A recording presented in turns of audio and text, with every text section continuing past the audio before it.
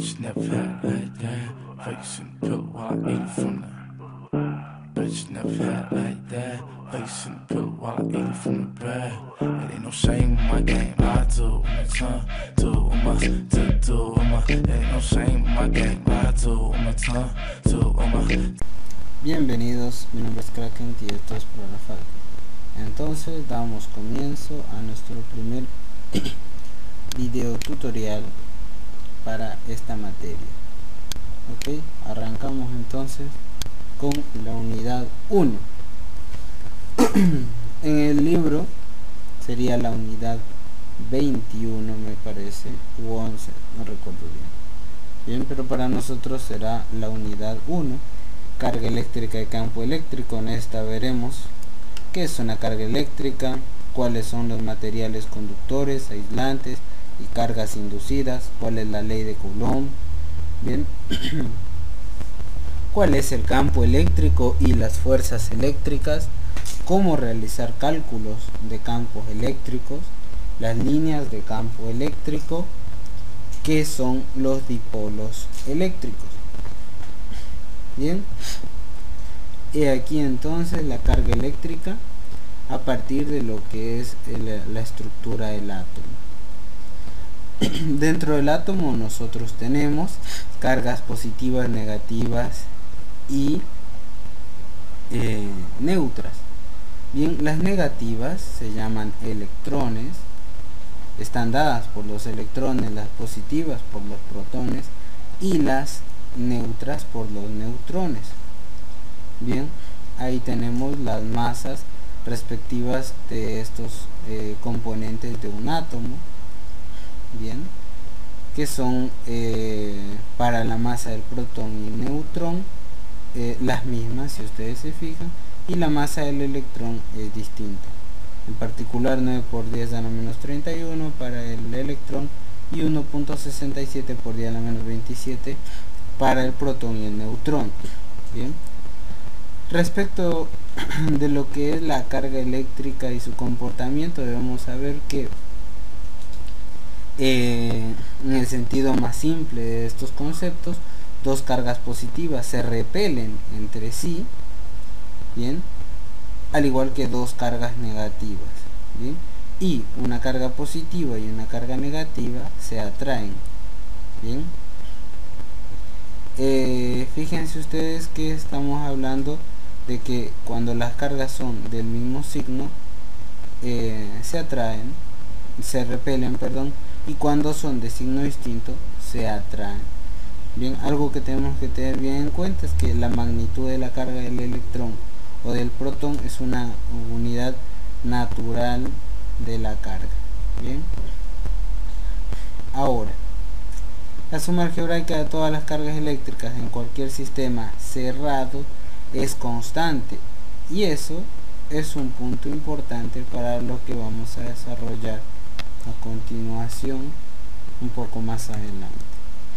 Bien, de aquí un ejercicio en el que podemos observar cuál es el comportamiento de las cargas. Tenemos entonces experimentos electrostáticos, bien, en el que en el primero, en el A, tenemos los objetos cargados negativamente que se repelen entre sí. Como se puede observar, están cargados negativamente, entonces se repelen. Esta flechita indica que se está repeliendo. Luego tenemos dos objetos cargados positivamente que también se repelen, y en este caso estos objetos aquí y acá están cargados positiva y negativamente, o sea, con signos opuestos. Entonces estos se atraen. Bien, perfecto. Hasta aquí es básicamente varios conceptos. Así nomás, estas cosas no se toman, así que no se preocupen, simplemente por asimilar aquello de que se atraen, se repelen, etcétera. ¿Qué hay con los conductores aislantes y cargas inducidas? Bien, o sea, conductores aislantes y cargas inducidas. Lo dije en otro acento que capaz que no se entendió bien. Fíjense, los conductores son los que permiten que las cargas eléctricas se muevan con facilidad de una región del material a otra, y los aislantes impiden este movimiento. A estas alturas no nos hace falta decir cuáles son los conductores y cuáles son los aislantes, de qué materiales, etcétera, ni los superconductores. Simplemente eso como definición. Los conductores permiten que las cargas eléctricas se muevan con facilidad y los aislantes impiden este movimiento. Bien, ¿y qué hay con las cargas inducidas? Las cargas inducidas se realizan sin contacto. Fíjense en el esquema que tenemos acá, podemos ver la carga de una esfera metálica por inducción. En el primer instante nosotros tenemos una esfera sin carga. Bien, a continuación acercamos una varilla con carga negativa, bien, que lo que hace es repeler los electrones que se encuentran distribuidos uniformemente junto con los protones. Bien, entonces lo que hace esta varillita es crear zonas de carga. Bien, inmediatamente lo que hemos hecho acá es ubicar un alambrecito en contacto con la esfera y con tierra. Entonces las cargas negativas se van. Bien, posteriormente sacamos este alambre y lo que ocurre es que esta pancita de la esfera, en realidad parte de la esfera, queda descargada positivamente. ¿Ok? A continuación alejamos la varillita y la carga positiva que estaba concentrada en esta zona se distribuye uniformemente, y de esta manera nosotros hemos realizado una carga por inducción a la esfera metálica. Bien, ¿qué hay con la ley de Coulomb? En principio básicamente es la definición la que deberíamos tener en cuenta.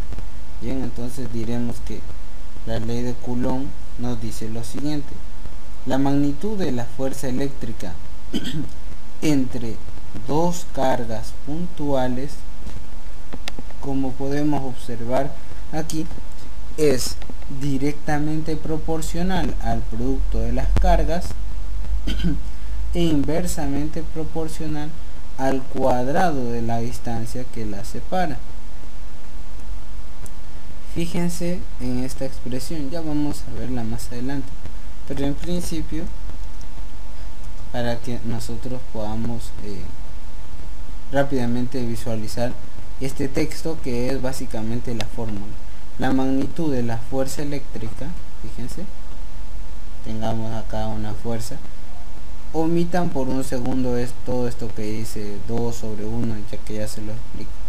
Entre dos cargas puntuales, bien, nosotros tenemos estas dos cargas, es proporcional.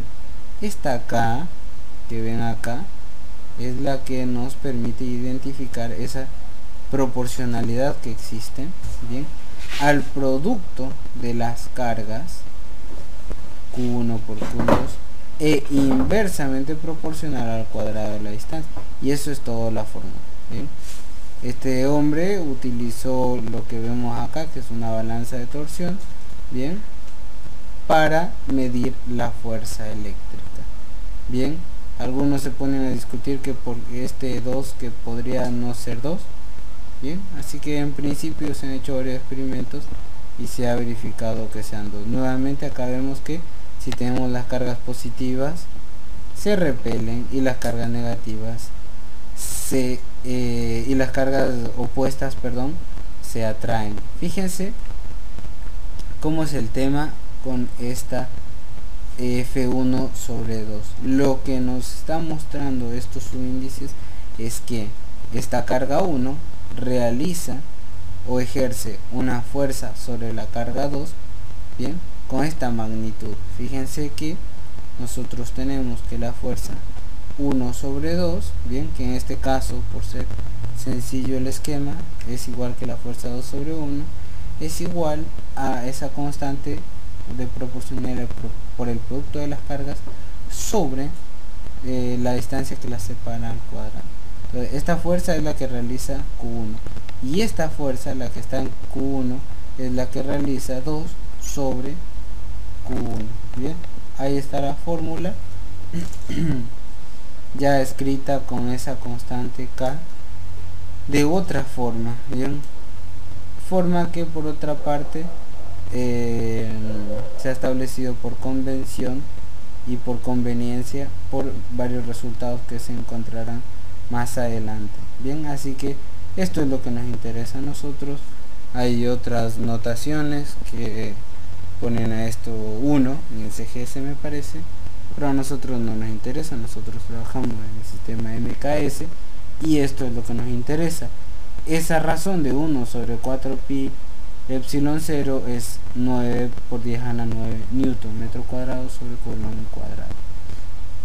Bien, con respecto a la superposición de las fuerzas, debemos saber que cuando dos cargas ejercen fuerzas de manera simultánea sobre una tercera carga, la fuerza total que actúa sobre esas cargas es la suma vectorial de las fuerzas que las dos cargas ejercerían individualmente. Esto está así, no más y sin más explicación, porque ustedes recordarán cuando sumaban vectores, ya sea con las fuerzas de tensión, bien, o me parece que es también cuando en el cursillo tenían una carguita, una masa para desplazar, o un cuerpo que estaba colgado de 2 o 3 cables. Entonces ahí ya jugamos con fuerzas. Entonces simplemente recordar que el hecho de la superposición de las fuerzas en este caso es exactamente igual.